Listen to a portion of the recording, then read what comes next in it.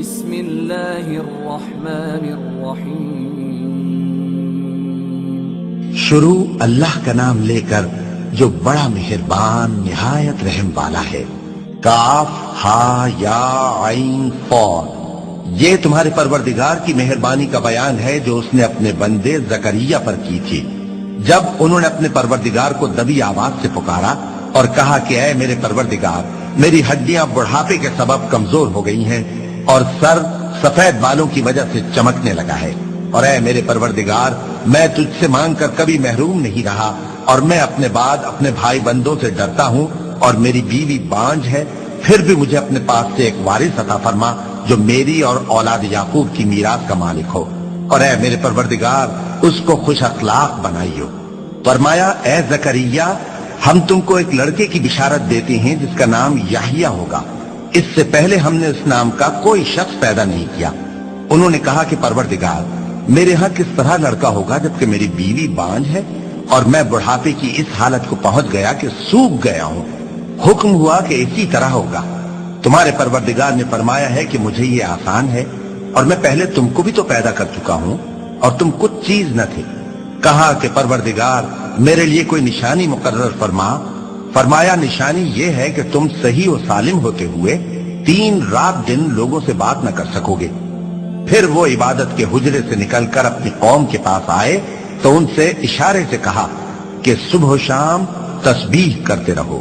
فرمایا اے یحییٰ، ہماری کتاب کو مضبوطی سے تھامے رہو، اور ہم نے ان کو لڑکپن ہی میں دانائی عطا فرمائی تھی اور اپنے پاس سے شفقت اور پاکیزگی دی تھی، اور وہ پرہیزگار تھے اور وہ اپنے ماں باپ کے ساتھ نیکی کرنے والے تھے اور سرکش اور نافرمان نہیں تھے۔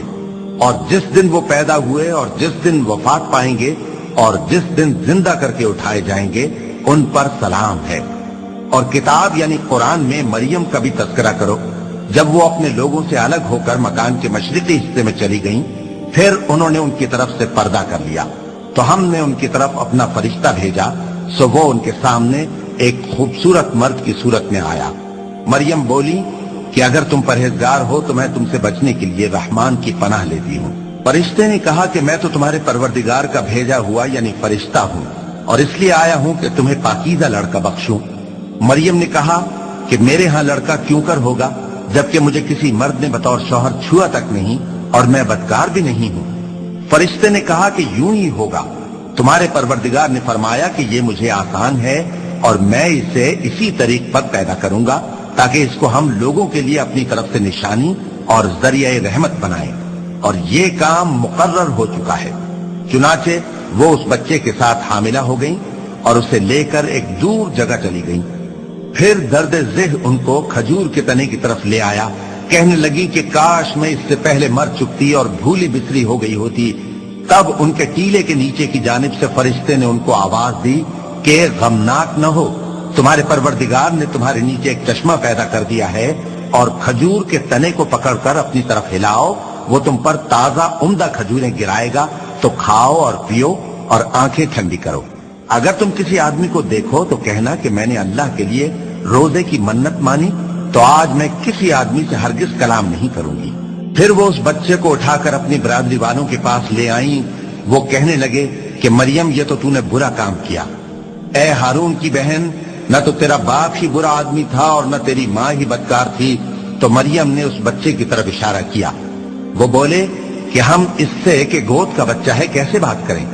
بچے نے کہا کہ میں اللہ کا بندہ ہوں، اس نے مجھے کتاب دی ہے اور نبی بنایا ہے، اور میں جہاں ہوں اور جس حال میں ہوں اس نے مجھے صاحب برکت بنایا ہے، اور جب تک زندہ ہوں مجھ کو نماز اور زکوٰۃ کا ارشاد فرمایا ہے، اور مجھے اپنی ماں کے ساتھ نیک سلوک کرنے والا بنایا ہے اور سرکش و بدبخت نہیں بنایا، اور جس دن میں پیدا ہوا اور جس دن مروں گا اور جس دن زندہ کر کے اٹھایا جاؤں گا مجھ پر سلام ہے۔ یہ مریم کے بیٹے عیسیٰ ہیں، اور یہ سچی بات ہے جس میں لوگ شک کرتے ہیں۔ اللہ کو شایع نہیں کہ کسی کو بیٹا بنائے، وہ پاک ہے، جب کسی چیز کا ارادہ کرتا ہے تو اس کو یہی کہتا ہے کہ ہو جا تو وہ ہو جاتی ہے، اور بے شک اللہ ہی میرا اور تمہارا پروردگار ہے، تو اسی کی عبادت کرو، یہی سیدھا رستہ ہے۔ پھر اہل کتاب کے فرقوں نے باہم اختلاف کیا، سو جو لوگ کافر ہوئے ہیں ان کو بڑے دن یعنی قیامت کے روز حاضر ہونے سے خرابی ہے۔ وہ جس دن ہمارے سامنے آئیں گے کیسے سننے والے اور کیسے دیکھنے والے ہوں گے، مگر ظالم آج کھلی گمراہی میں ہے۔ اور ان کو حسرت و افسوس کے دن سے ڈرا دو جب بات فیصل کر دی جائے گی اور وہ غفلت میں پڑے ہوئے ہیں اور ایمان نہیں لاتے۔ ہم ہی زمین کے اور جو لوگ اس پر بستے ہیں ان کے وارث ہوں گے اور ہماری ہی طرف ان کو لوٹنا ہوگا۔ اور کتاب میں ابراہیم کا ذکر کرو، بے شک وہ نہایت سچے تھے، پیغمبر تھے۔ جب انہوں نے اپنے باپ سے کہا کہ ابا آپ ایسی چیزوں کو کیوں پوچھتے ہیں جو نہ سنیں اور نہ دیکھیں اور نہ آپ کے کچھ کام آ سکیں؟ ابا مجھے ایسا علم ملا ہے جو آپ کو نہیں ملا، تو میرے ساتھ ہو جائیے، میں آپ کو سیدھی راہ پر لے چلوں گا۔ ابا شیطان کی پوجا نہ کیجیے، بے شک شیطان اللہ کا نافرمان ہے۔ ابا مجھے ڈر لگتا ہے کہ آپ کو اللہ کا عذاب آ پکڑے تو آپ شیطان کے ساتھ ہی ہو جائیں۔ اس نے کہا کہ ابراہیم کیا تو میرے معبودوں کے خلاف ہے؟ اگر تو باز نہ آئے گا تو میں تجھے سنسار کر دوں گا اور تو ہمیشہ کے لیے مجھ سے دور ہو جا۔ ابراہیم نے سلام علیکم کہا اور کہا کہ میں آپ کے لیے اپنے پروردگار سے بخشش مانگوں گا، بے شک وہ مجھ پر نہایت مہربان ہے۔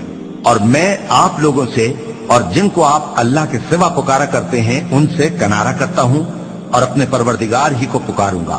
امید ہے کہ میں اپنے پروردگار کو پکار کر محروم نہیں رہوں گا۔ اور جب ابراہیم ان لوگوں سے اور جن کی وہ اللہ کے سوا پرستش کرتے تھے الگ ہو گئے تو ہم نے ان کو اسحاق اور اسحاق کو یعقوب بخشے اور ہر ایک کو پیغمبر بنایا، اور ہم نے ان کو اپنی رحمت سے بہت سی چیزیں عنایت کی اور ان کا ذکر جمیل بلند کیا۔ اور کتاب میں موسیٰ کا بھی ذکر کرو، بے شک وہ ہمارے برگزیدہ تھے اور رسول تھے، نبی تھے، اور ہم نے ان کو طور کی داہنی طرف سے پکارا اور باتیں کرنے کے لیے نزدیک بلایا، اور اپنی مہربانی سے ان کو ان کا بھائی ہارون پیغمبر بنا کر عطا کیا۔ اور کتاب میں اسماعیل کا بھی ذکر کرو، وہ وعدے کے سچے اور رسول تھے، نبی تھے، اور وہ اپنے گھر والوں کو نماز اور زکوٰۃ کا حکم کرتے تھے اور اپنے پروردگار کے ہاں پسندیدہ تھے۔ اور کتاب میں ادریس کا بھی ذکر کرو، وہ بھی نہایت سچے تھے، نبی تھے، اور ہم نے ان کو اونچی جگہ اٹھا لیا تھا۔ یہ وہ لوگ ہیں جن پر اللہ نے اپنے پیغمبروں میں سے فضل کیا، یعنی اولاد آدم میں سے، اور ان لوگوں میں سے جن کو ہم نے نوح کے ساتھ کشتی میں سوار کیا، اور ابراہیم اور یعقوب کی اولاد میں سے، اور ان لوگوں میں سے جن کو ہم نے ہدایت دی اور جنہیں برگزیدہ کیا۔ جب ان کے سامنے ہماری آیتیں پڑھی جاتی تھیں تو سجدے میں گر پڑتے اور روتے رہتے تھے، کیونکہ آیت سجدہ تلاوت کی گئی ہے، لہذا سامعین پر سجدہ واجب ہے۔ پھر ان کے بعد چند ناخلف ان کے جانشین ہوئے جنہوں نے نماز کو ضائع کر دیا اور خواہشات نفسانی کے پیچھے لگ گئے، سو ان قریب ان کو گمراہی کی سزا ملے گی۔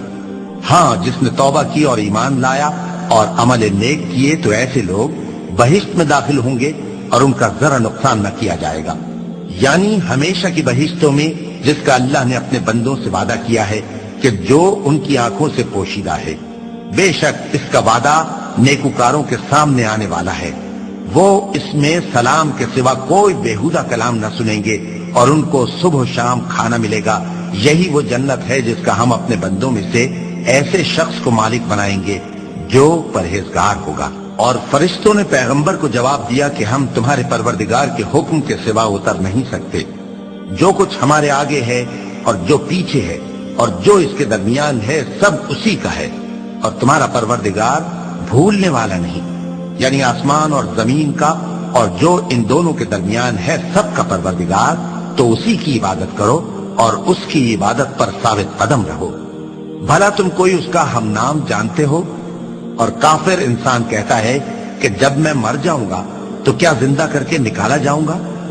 کیا ایسا انسان یاد نہیں کرتا کہ ہم نے اس کو پہلے بھی تو پیدا کیا تھا جبکہ وہ کچھ بھی چیز نہ تھا؟ سو تمہارے پروردگار کی قسم ہم ان کو جمع کریں گے اور شیطانوں کو بھی، پھر ان سب کو جہنم کے گرد حاضر کریں گے اور وہ گھٹنوں پر گرے ہوئے ہوں گے۔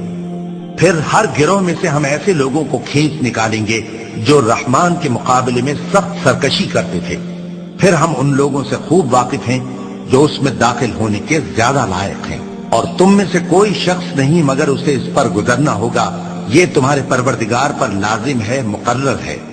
پھر ہم پرہیزگاروں کو نجات دیں گے اور ظالموں کو اس میں گھٹنوں کے بل پڑا ہوا چھوڑ دیں گے۔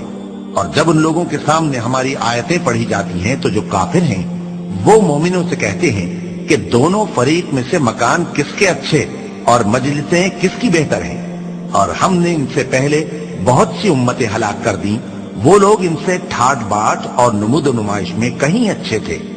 کہہ دو کہ جو شخص گمراہی میں پڑا ہوا ہے رحمان اس کو آہستہ آہستہ مہلت دیا جاتا ہے، یہاں تک کہ جب اس چیز کو دیکھ لیں گے جس کا ان سے وعدہ کیا جاتا ہے، خواہ عذاب اور خواہ قیامت، تو اس وقت جان لیں گے کہ مکان کس کا برا ہے اور لشکر کس کا کمزور ہے۔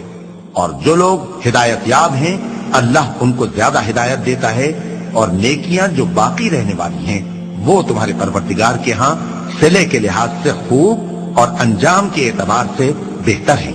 بھلا تم نے اس شخص کو دیکھا جس نے ہماری آیتوں سے کفر کیا اور کہنے لگا کہ اگر میں اثر نو زندہ ہوا بھی تو یہی مال اور اولاد مجھے وہاں ملے گا؟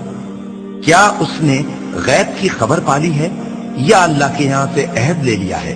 ہرگز نہیں، یہ جو کچھ کہتا ہے ہم اس کو لکھتے جاتے اور اس کے لیے آہستہ آہستہ عذاب بڑھاتے جاتے ہیں، اور جو چیزیں یہ بتاتا ہے ان کے ہم وارث ہوں گے، اور یہ اکیلا ہمارے سامنے آئے گا، اور ان لوگوں نے اللہ کے سوا اور معبود بنا لیے ہیں تاکہ وہ ان کے لیے موجب عزت ہوں۔ ہرگز نہیں، وہ معبود ان کی پرستش سے انکار کریں گے اور ان کے دشمنوں مخالف ہوں گے۔ کیا تم نے نہیں دیکھا کہ ہم نے شیطانوں کو کافروں پر چھوڑ رکھا ہے کہ وہ ان کو خوب اکساتے رہتے ہیں؟ تو تم ان پر عذاب کے لیے جلدی نہ کرو کہ ہم تو ان کے لیے دن شمار کر رہے ہیں۔ جس روز ہم پرہیزگاروں کو رحمان کے سامنے بطور مہمان جمع کریں گے اور گنہگاروں کو دوزخ کی طرف پیاسے ہانک لے جائیں گے، تو لوگ کسی کی سفارش کا اختیار نہ رکھیں گے مگر جس نے رحمان سے اقرار لے لیا ہو، اور کہتے ہیں کہ رحمان بیٹا رکھتا ہے۔ ایسا کہنے والوں، یہ تو تم بری بات زبان پر لاتے ہو۔ قریب ہے کہ اس جھوٹ سے آسمان پھٹ پڑے اور زمین شق ہو جائے اور پہاڑ پارا پارا ہو کر گر پڑے کہ انہوں نے رحمان کے لیے بیٹا تجویز کیا، اور رحمان کو شایع نہیں کہ کسی کو بیٹا بنائے۔ ہر شخص جو آسمانوں اور زمین میں ہے رحمان کے روبرو بطور بندہ ہی آئے گا۔ اس نے ان سب کو اپنے علم سے گھیر رکھا اور ایک ایک کو شمار کر رکھا ہے، اور یہ سب قیامت کے دن اس کے سامنے اکیلے اکیلے حاضر ہوں گے۔ اور جو لوگ ایمان لائے اور عمل نیک کیے رحمان ان کی محبت مخلوقات کے دل میں پیدا کر دے گا۔ اے پیغمبر صلی اللہ علیہ وآلہ وسلم، ہم نے یہ قرآن تمہاری زبان میں آسان بنا کر نازل کیا ہے تاکہ تم اس سے پرہیزگاروں کو خوشخبری پہنچا دو اور جھگڑالوؤں کو ڈر سنا دو، اور ہم نے ان سے پہلے بہت سے گروہوں کو ہلاک کر دیا ہے۔ بھلا تم ان میں سے کسی کو دیکھتے ہو یا کہیں ان کی بھنک سنتے ہو؟ صدق اللہ العظیم۔